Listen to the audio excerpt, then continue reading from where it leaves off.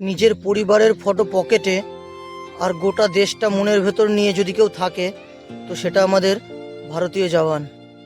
পরিস্থিতি যেমনই থাকুক, তারা ঢাল হয়ে থাকে বলেই আমরা রাতে শান্তিতে ঘুমাই। কিন্তু এই যুদ্ধের সময় শুধু তাদেরকে ক্রেডিট দেবেন, তারপরে তাদেরকে ভুলে যাবেন, এটা তো ঠিক নয়। যারা বর্ডারে হাজার রিস্কে থেকেও আমাদের সংসার পরিবার সব ঠিক রাখে, তারাই যখন সংসার বসাতে চায় তখন আর মেয়ে পায় না।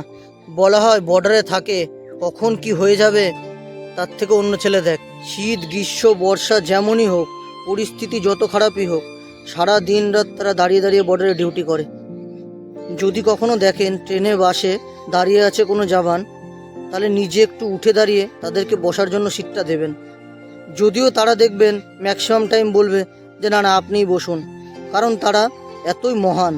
কথাগুলো এই কারণেই বলছি যে কেবলই যুদ্ধ আসলেই তাদের কথা বলবো, তাদেরকে আমরা গর্ব গর্ব করে লাফাবো, কিন্তু যুদ্ধ চলে গেলে পরে কঠিন পরিস্থিতিগুলো যখন সামাল দিয়ে দেবে, তারপরে আমরা তাদের এই বলিদান ভুলে যাব, এমন তো হয় না।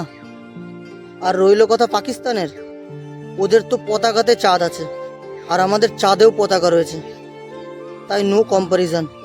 জয় হিন্দ, বন্দে মাতরম, ভারত মাতা কি জয়, জয় ইন্ডিয়ান আর্মির জয়।